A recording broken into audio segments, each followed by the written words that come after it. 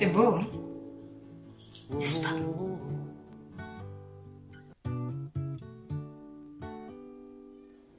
C'est beau, n'est-ce pas? Mais ce n'est pas bon. Burk! C'est hors saison, hors raison, hors maison. C'est quoi ça? Ça, c'est une pêche plate, produite par le pêcher, Prunus persica. Elle n'est pas ronde comme vos têtes ou la planète, c'est une espèce un peu à part, c'est une mutation de la pêche qui est produite en Chine, le pays du coronavirus, il y a environ 2000 ans. Il paraît que l'arbre qui la porte a tendance à fleurir plus tôt que les autres. Elle est savoureuse en général, mais là, je ne la trouve pas bonne du tout. Parce qu'elle a été arrachée à la nature avant l'heure et elle a mal fleuri sur un arbre qui a poussé sur une terre mal irriguée. Du coup, elle n'a pas de goût. Ou plutôt si elle a un goût de concombre. Parce qu'elle a évolué à l'ombre avec très peu de soleil. Et ça, c'est à vous dégoûter de la pêche et des pêcheurs, économiquement et écologiquement.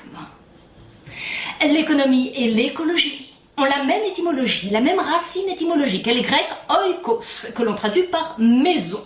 Le lieu où l'on vit et où l'on meurt. À chacun sa demeure et à chacun selon sa demeure. C'est notre première raison d'être.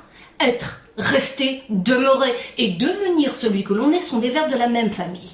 Où et quand? Ce sont les deux adverbes les plus fréquents que l'on fréquente le plus souvent sans modération, parce que ça nous situe sur l'échiquier de la vie. Adverbe raccordé au verbe être pour me situer dans l'espace et le temps. Subjectivement et objectivement, économiquement et écologiquement, dans ma tête et sur la planète. Sur cette terre, j'y suis forcément quelque part et pour quelque temps. C'est cela, vivre. C'est ma maison. Mais je ne peux la construire sans me constituer une raison de vivre. En faisant comme si ma maison qui est quelque part était partout. Et comme si j'allais y vivre tout le temps. Qu'est-ce qu'une raison qui ne soit partagée par tous? C'est comme une maison habitée par personne. Donc, autrement dit, je ne peux me soucier de ma tête sans me soucier de toute la planète. À quoi ça me sert de nettoyer devant chez moi si ce n'est pas nettoyer autour de moi? Je ne peux garder ma maison autrement, ni y vivre pleinement sans me débarrasser des deux mots qui m'embarrassent le plus, la corruption sur le plan économique et la pollution sur le plan écologique.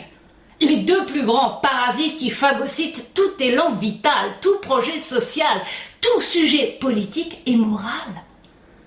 Dis-moi d'où tu parles et à quel moment tu parles et je te dirai qui tu es. Ce sont tes coordonnées qui déterminent ta randonnée. Tu ne vas pas n'importe où, n'importe quand. Encore faut-il que cela soit économiquement possible. Question de moyens. Et écologiquement souhaitable. Question de fin désirable ou d'espace habitable.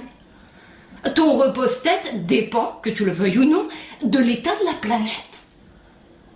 Si pour sauver ton économie, tu as besoin de pêcher tous les poissons, c'est l'avenir de la pêche que tu mets en péril.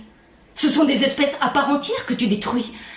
Ta part de poisson est nulle et non avenue si elle ne tient pas compte de la part des poissons.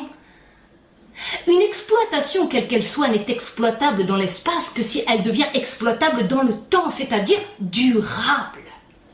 On ne construit pas sa maison sur des sables mouvants, mais sur du béton arramé par le temps. Et on le construit auprès de l'arbre qui porte des fruits, et non à la place de l'arbre, sous peine d'être privé de fruits et de verdure de nature. L'économiste nous dit « pourvu que j'assure ». L'écologiste « pourvu que j'assume ». Le plus dur désire celui de durer.